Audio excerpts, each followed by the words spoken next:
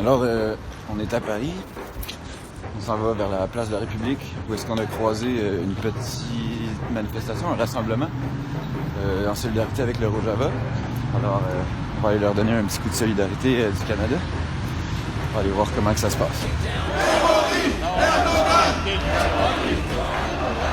On est avec un membre de la gauche révolutionnaire française. Alors, est-ce que tu peux nous parler un peu de la situation actuelle en France par rapport au Rojava? Et puis, toi, comment tu vois ça? Comment votre groupe perçoit ça? Le problème, c'est que le Moyen-Orient en général, c'est une terre de conflit. Il y a des richesses. Ouais. Et les États impérialistes veulent tous taper dedans. Ouais. La France en partie. Et en plus, la France profite des conflits pour vendre des armes. Hollande le faisait déjà, avant il le faisait sûrement déjà, et maintenant il continue. Et là en plus, donc, on a les troupes américaines qui dégagent, parce que Trump les rappelle, et Erdogan qui déteste les Kurdes, parce qu'ils sont trop progressistes. Ouais. On profite pour attaquer la Syrie pour les défoncer. Rojava, c'est déjà une zone qui a subi des conflits avec le Daesh, Ouais. et énormément de morts civiles. Là, ça va être un nouveau massacre. Ouais. Et à chaque Avec fois, le retrait des États-Unis. avec leur bien sûr, c'est la porte ouverte, c'est une brèche, et ils s'engouffrent dedans, Erdogan, avec ses troupes. Donc, on va avoir des militaires turcs tués, alors des militaires kurdes, enfin, des résistants kurdes tués, des civils tués, ça va être tout un massacre. Vu que les internationalistes ils ont dû quitter aussi à cause du conflit. Et est-ce que les Français, par rapport à ça, comment ils se positionnent en général? Est-ce que c'est l'idée? Est-ce qu'ils sont intéressés par le conflit? Est-ce que c'est difficile? Ici, il y a des Français qui viennent soutenir, Ouais. il y a des Turcs, Kurdes, Français. Ah ouais. Enfin, en plus, le peuple kurde, il est déjà très mélangé, Ouais. il est éparpillé un peu partout. Ici en France, bon, il y en a. Et puis il y a des Français, on va dire, blancs, pour simplifier, qui soutiennent nous les premiers. Il y a pas mal de partis politiques de gauche, révolutionnaires qui viennent soutenir parce qu'on est évidemment effondré par la situation, on dit ça. Après, plus que ça, je peux pas dire. Non, c'est bon. Je suppose que, un peu comme partout, comme au Canada, sûrement qu'aux États-Unis, il y a des gens qui sont contre tous ces conflits-là, mais qui n'ont pas le pouvoir, évidemment, de le faire. C'est pour ça qu'on a un parti révolutionnaire, c'est de construire et lutter contre ça, parce qu'il faut que ça s'arrête. Et c'est pas les États impérialistes qui vont s'opposer, au contraire, ils vont que profiter. Exact. Est-ce que tu peux nous parler un peu de la situation au Rojava? Alors la Turquie, elle a commencé à envahir le Rojava, les peuples du Rojava, les FDS. Pourtant, c'est eux qui ont combattu Daesh pendant des années.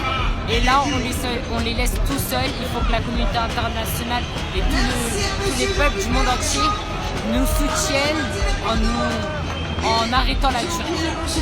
Et puis toi, dans cette situation-là, tu te positionnes comment? Est-ce que tu habites en France et tu viens... Moi, oui, j'habite en France, donc je suis venue là pour soutenir mes frères au Rojava. Je ne peux pas rester tout seul en fermant mes yeux dans la maison, donc c'est pour ça que je suis venue ici pour les soutenir. Alors, est-ce que tu peux te présenter?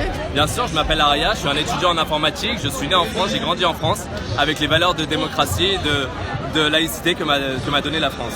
Excellent. Et puis, par rapport à la France et au Rojava, comment tu vois la situation parallèlement là, entre la France et le Rojava?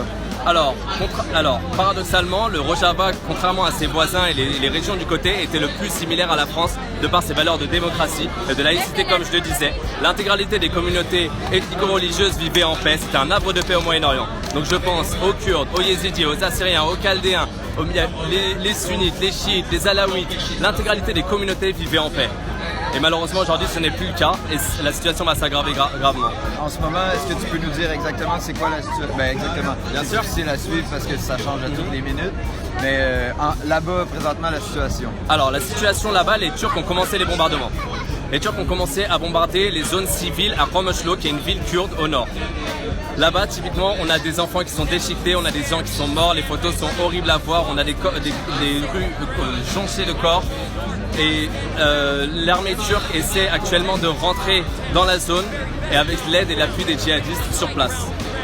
Il faut rappeler que ce matin, l'armée turque a pilonné une position américaine en Syrie, ce qui a causé de graves conséquences au niveau politique aux États-Unis également. Ah oui, parce qu'on sait que les États-Unis voulaient se retirer. Puis, exactement.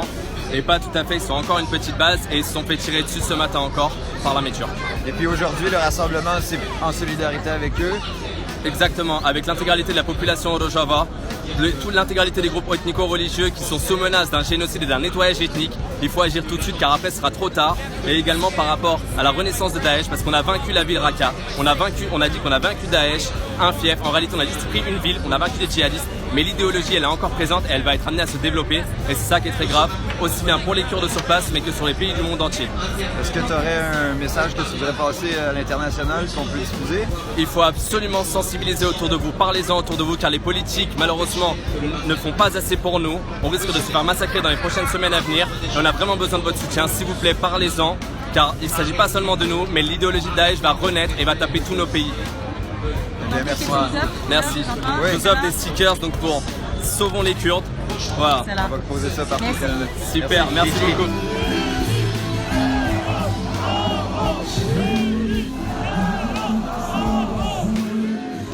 Alors, c'est ça, on a eu des très bons témoignages. Au Canada, c'est sûr que c'est un petit peu plus difficile de créer de la solidarité parce qu'on est de l'autre côté de l'océan. Mais c'est là que la solidarité sans frontières a tout son sens. Et puis, c'est aussi important de comprendre qu'on peut quand même boycotter les produits turcs. On peut en parler, on peut regarder les films, les projections, aller visiter les sites web afin de s'informer. Ça, c'est quelque chose qu'on peut faire. Ça fait partie de la résistance aussi, l'éducation. Et puis, c'est par l'éducation populaire qu'on va pouvoir soutenir le peuple kurde. Alors, Bidji Bidji, Rojava.